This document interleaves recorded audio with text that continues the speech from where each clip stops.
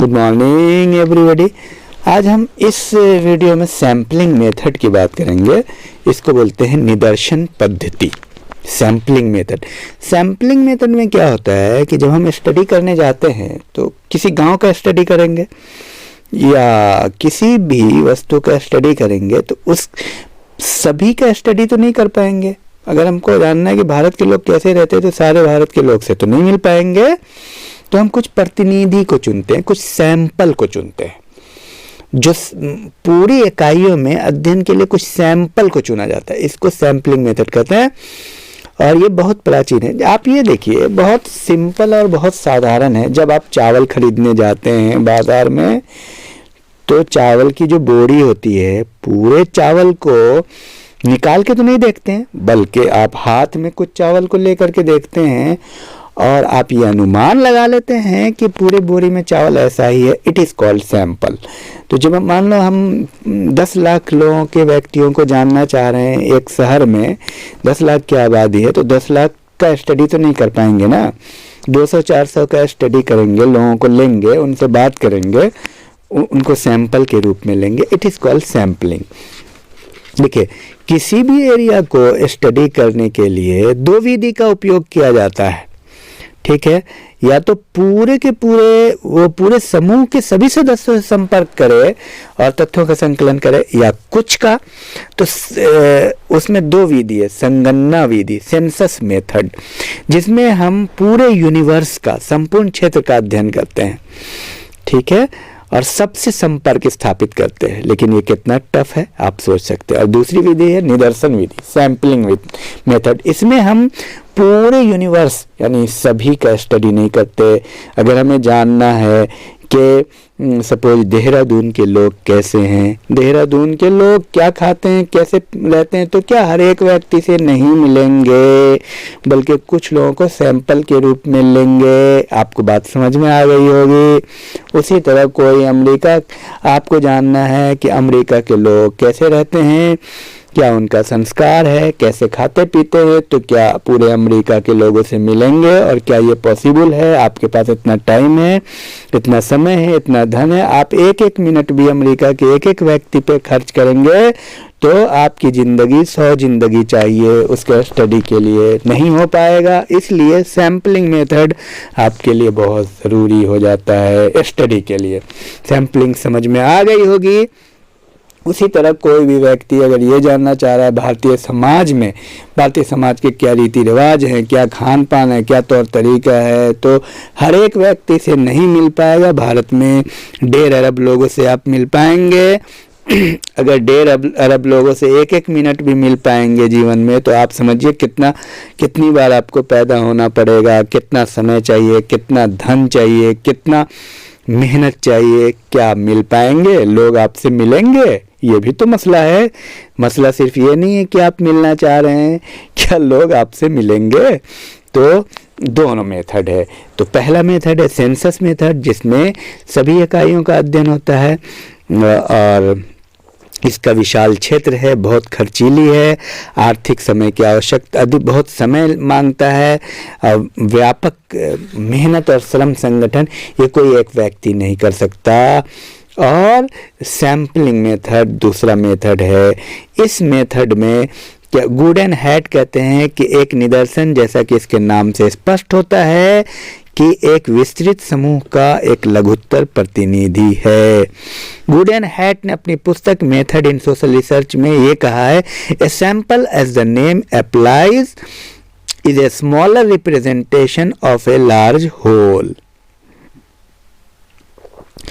और बोगार्डस कहते हैं निदर्शन एक पूर्व निर्धारित योजना के अनुसार इकाइयों के एक समूह से निश्चित प्रतिशत का चयन है। Sampling is the selection of certain percentage of a group of item according to a predetermined plan। तो ये था बोगार्डस की अपनी पुस्तक सोशियोलॉजी में उन्होंने कहा है। सैम्पसन और कालका है स्टैटिस्टिक्स में लिखते हैं, a sample is the part of the universe which we select for the purpose of investigation. यानी एक निदर्शन समग्र का वो अंश है जिसका चयन हम अनुसंधान के उद्देश्य के लिए करते हैं।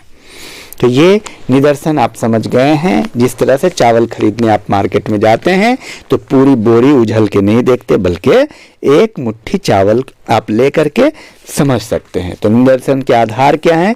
Basis of sampling. Homogeneity of universe, समग्र की सजातीयता। आपको ऐसा माना, आप ऐसा सोचते हैं कि जो हमने लिया है वैसे ही सब लोग हैं, वैसे ही पूरा यूनिवर्स है। और दूसरा पॉइंट है प्रतिनिधित्वपूर्ण चुनाव की संभावना, पॉसिबिलिटी ऑफ रिप्रेजेंटेटिव सिलेक्शन। आप ऐसा मान के चलते हैं कि रिप्रेजेंटेशन में वैसा ही होगा। आप एमएलए एमपी चुनते हैं, वो आपका रिप्रेजेंटेटिव तो है, वो ही इंडियन है, आप ये मान के चलते हैं कि वो आपके लिए काम करेंगे। और तीसरा पॉइंट है उचित परिशुद्धता, एडिक्वेट एक्यूरेसी। कोई भी निदर्शन जो है 100% सही नहीं होता, क्योंकि हर आदमी में वेरिएशन है। सोशल साइंस की मैं बात कर रहा हूँ। उसी तरह से जब आप नेता चुनते हैं, आपको लगता है कि वो काम करेगा, लेकिन काम करता नहीं है। तो कई बार, और लेकिन कुछ नेता काम भी करते हैं। एक अच्छे निदर्शन के लिए क्या क्या आवश्यकताएं होनी चाहिए, विशेषता क्या है? Essential characteristics of a representative sample. एक अच्छा बेस्ट रिप्रेजेंटेटिव सैंपल कैसा होना चाहिए, उसका भी देख लेते हैं। तो उसमें क्या होना चाहिए, मैं पॉइंट वाइज आपको बता देता हूँ। समग्र का प्रतिनिधित्व, रिप्रेजेंटेटिव ऑफ यूनिवर्स, ऐसा हो कि वो सबको रिप्रेजेंट करे। ऐसा हमने जो चुना, हमको स्टडी करना है किसी एक टॉपिक पे, सपोज सोसाइटी पे, तो हमने ऐसे लोगों को चुना जो मानते हैं कि सोसाइटी पे वो और लोगों के विचार ही रख पाएंगे।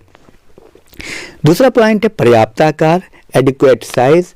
ऐसा साइज लीजिए कि वो संपूर्ण यानी यूनिवर्स को रिप्रेजेंट कर सके। अब ऐसा नहीं कि पूरे भारत को जानने के लिए 2 आदमी से पूछ लिया और आप स्टडी कर लिया, ऐसे नहीं है। एक आपको मतलब सम्मानजनक सैंपल तो लेना पड़ेगा, सम्मानजनक प्रतिनिधि तो लेना पड़ेगा। आप किसी गांव का स्टडी करना जा रहे हैं, सपोज उस गांव में 5000 लोग रह रहे हैं, तो 100 लोगों का तो स्टडी आपको करना ही पड़ेगा। ऐसा थोड़ी एक आदमी से पूछ करके आपने बता दिया कि ये गांव के लोग ऐसे हैं, नहीं चलेगा काम। निष्पक्षता, फ्री फ्रॉम बायसनेस नहीं होनी चाहिए ना, आप न्यूट्रल होकर के काम करेंगे।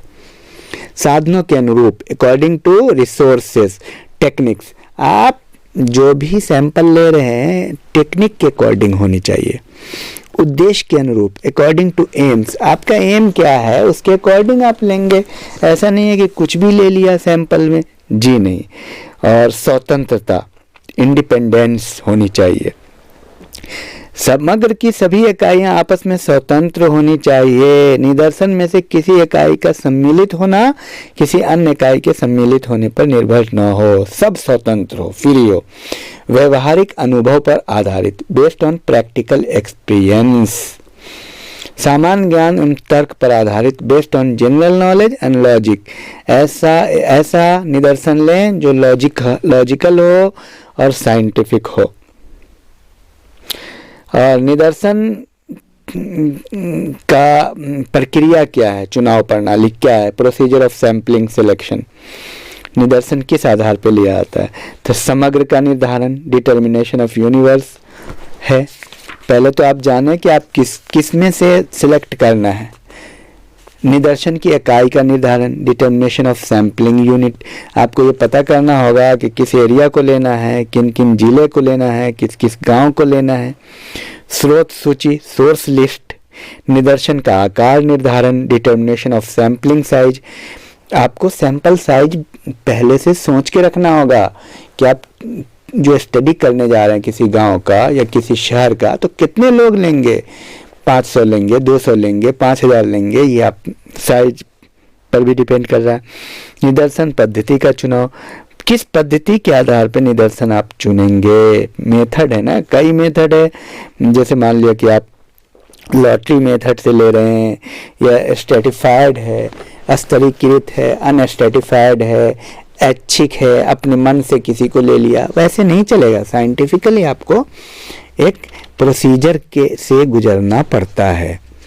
निदर्शन का क्या महत्व है ये आप समझिए।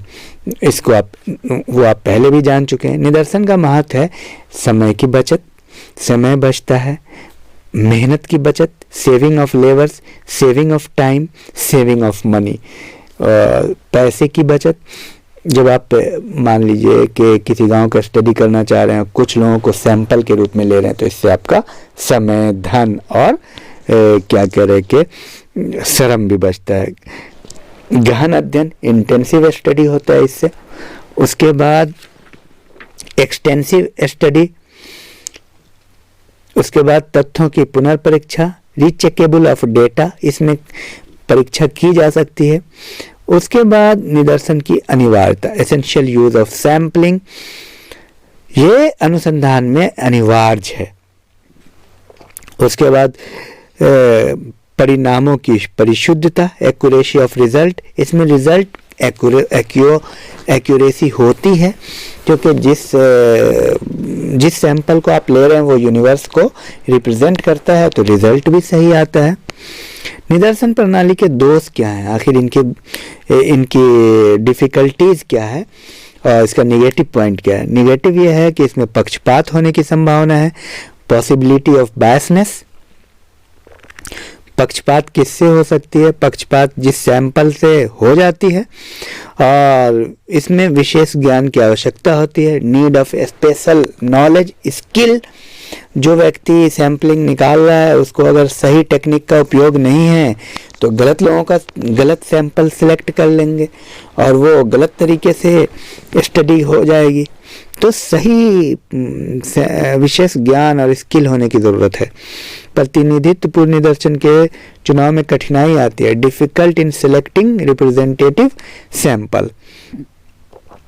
निदर्शन पर कायम रहने की कठिनाई, डिफिकल्ट इन स्टिकिंग और टू सैंपल, और निदर्शन की असंभावना, इम्पॉसिबिलिटी ऑफ सैम्पलिंग। तो ये सारी चीज़ें हैं, निदर्शन के कुछ दोष हैं कि कई बार जो आप सैंपल ले रहे हैं उस सैंपल में आपको उसके अकॉर्डिंग जो आप स्टडी करना चाह रहे थे वो नहीं हो पा रहा है, या वो सही से वो बात नहीं बता पा रहे हैं। तो इस प्रकार आपको बहुत दिक्कत आने वाली है निदर्शन से संबंधित। और निदर्शन में क्या है कि एक तो प्रकार है, तो निदर्शन का एक प्रकार है रैंडम सैम्पलिंग, दैव निदर्शन। दैव निदर्शन के बारे में गुडेनहाइट कहते हैं, समग्र की इकाइयों को इस प्रकार क्रमबद्ध किया जाता है कि चयन प्रक्रिया उस समग्र की प्रत्येक इकाई को चुनाव की समान संभावना प्रदान करती है। मतलब इसका ये हुआ कि चुनने की एक ऐसी विधि है दैव निदर्शन जिसमें सबके चुने जाने की संभावना है। अपने मन से कुछ नहीं किया जाता बल्कि सबके चुनने की संभावना है। इस विधि की क्या क्या, इस विधि में कौन कौन आता है? लॉटरी मेथड, इसमें आता है कार्ड और टिकट मेथड। लॉटरी निकालते हैं, अपने मन से नहीं किसी को रख लेते हैं। कार्ड मेथड भी होता है, कार्ड के नंबर के अकॉर्डिंग सबका नंबर लगा देते हैं और उससे सिलेक्ट कर लेते हैं, टिकट मेथड कहते हैं इसको। एक होता है टिपेट मेथड। प्रोफेसर टिपेट ने 4 अंकों वाली 10,400 संख्याओं की एक सूची बनाई और इन संख्याओं को बिना किसी क्रम के कई पृष्ठों पर लिख दिया। ठीक है, इन संख्याओं में से माना कि हमें 500 छात्रों में से 30 छात्रों का एक निदर्शन निकालना है, तो पहले हम सभी 500 छात्रों के नाम की क्रमवार नाम लिख देंगे। उस संख्या के आधार पर उसमें से जो चाहेंगे सिलेक्ट कर लेंगे। तो इस तरह से ये टिपेट मेथड है। एक है ग्रिड सिस्टम, एक है रेगुलर मेकिंग मेथड, नियमित अंकन प्रणाली, एक है irregular marking method, regular marking method. तो इस प्रकार से कई प्रकार हैं। Thank you very much.